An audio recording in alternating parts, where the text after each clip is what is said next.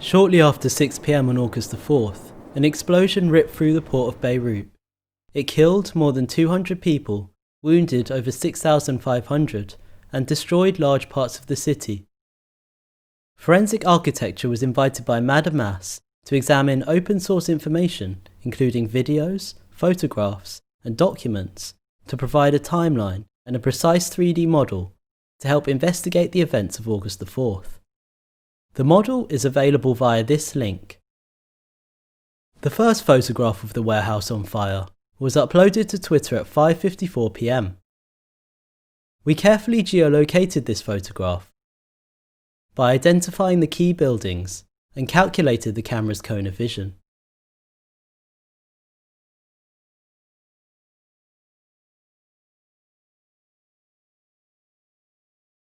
In this image, we identified the location of the source of the smoke plume at the northeast corner of Warehouse 12. Smoke plumes are continuously transforming and have a unique shape at every moment. We modelled the plume at this crucial stage to help synchronize other videos without a timestamp.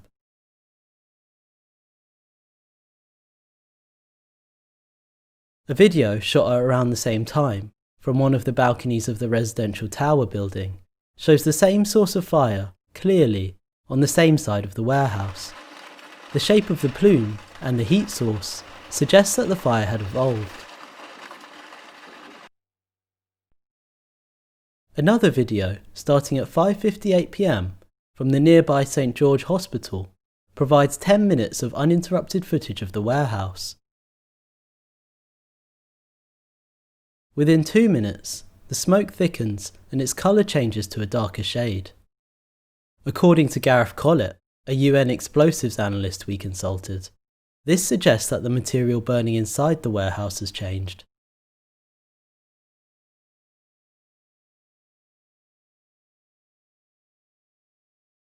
At 6:07 p.m, a new intense heat source appears on the other, northwestern side of the warehouse, here, followed by a different, larger plume.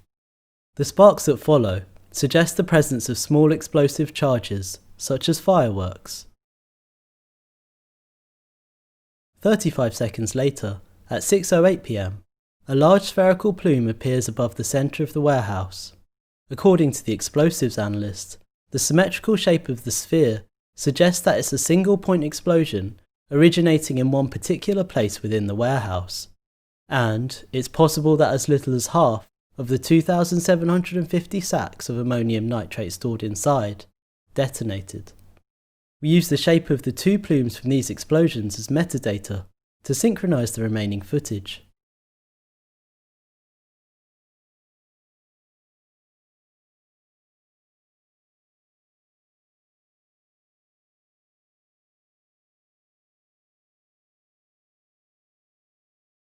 This video, taken from further back, provides an uninterrupted view of the events that followed.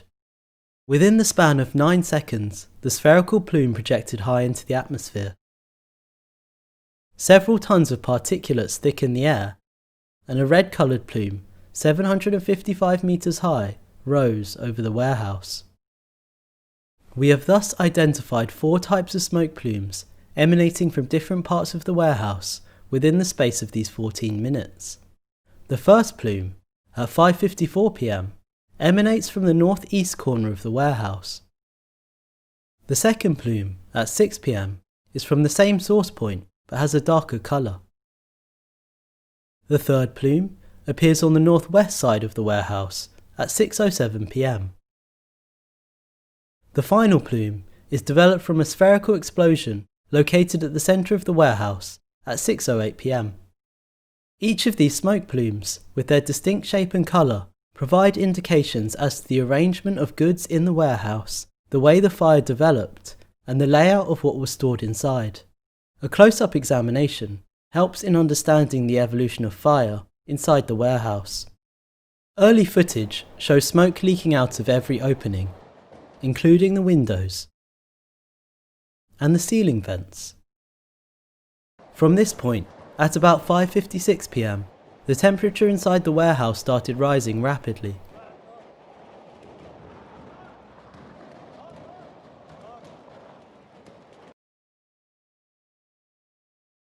The smoke is visible as it changes colour to a darker shade, in this footage, from the east side. We stabilise the footage to reveal the full extent of the warehouse. The sounds of fireworks starts being heard at approximately 5:59 p.m. It shows that many windows and doors are shut. According to the expert, confinement creates hotspots, areas of high temperature in which ammonium nitrate can get close to its combustion point.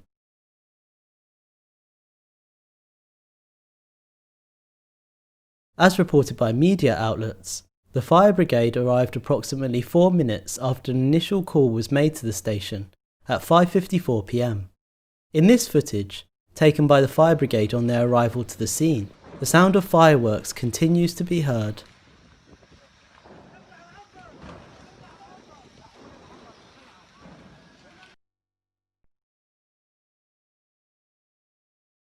The 2,750 tonnes of ammonium nitrate were unloaded to this hangar in October 2014.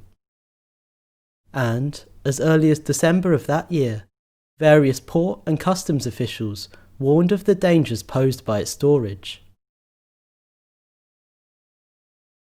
Many subsequent warnings were issued.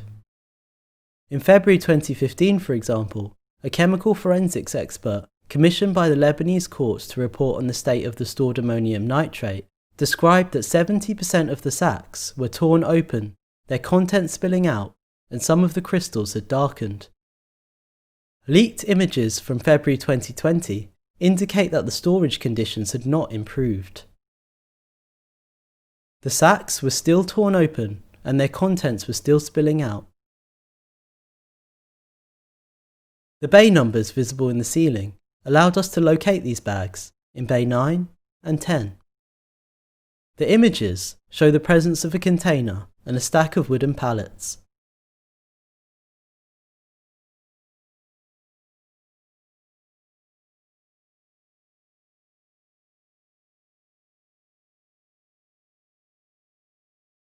Another video, taken on December the 18th, released by news outlet Al Jadid, shows the state of ammonium nitrate bags stored at bay 6 and surrounding door 9.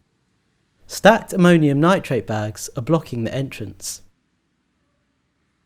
Here, we can see the numbers for bays 4 and 5. On the right of the videographer, between door 9 and 10, a white coloured wall is visible, suggesting the presence of a small service room.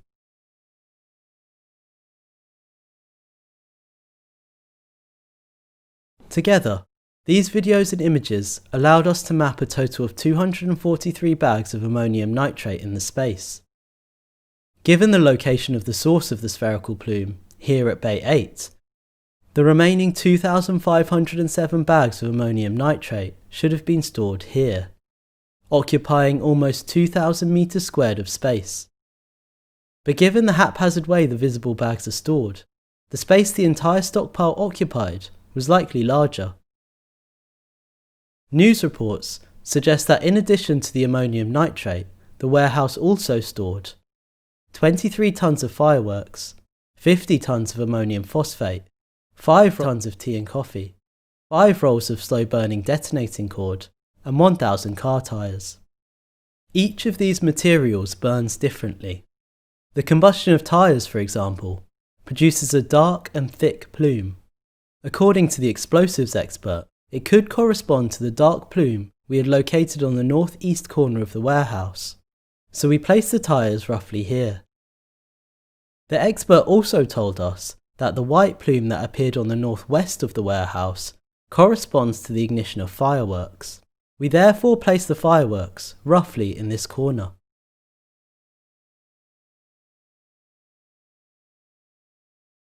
From an engineering perspective, this is the spatial layout of a makeshift bomb, on the scale of a warehouse, awaiting detonation. According to Gareth Collett, ammonium nitrate is extremely difficult to detonate by fire alone. However, when confined and contaminated, this can lead to catastrophic detonation. It is sensitized by the presence of even the smallest quantity of additives, and hence should be separated. We reviewed international standards for the storage of ammonium nitrate. Internationally accepted benchmarks include British regulations. According to British standards, stacks of ammonium nitrate must be limited to 300 tonnes, and each stack must be at least 1 metre away from walls and other stacks. Australian standards are more stringent. Bags must be arranged in 500-tonne stacks, but should be stored 890 metres away from the closest residential buildings. Using their equation to calculate safe distances, we can determine that a 2,750 stack of ammonium nitrate should have been stored 1,570 metres away from the closest residential building. NASA's damage map illustrates the extent of the blast.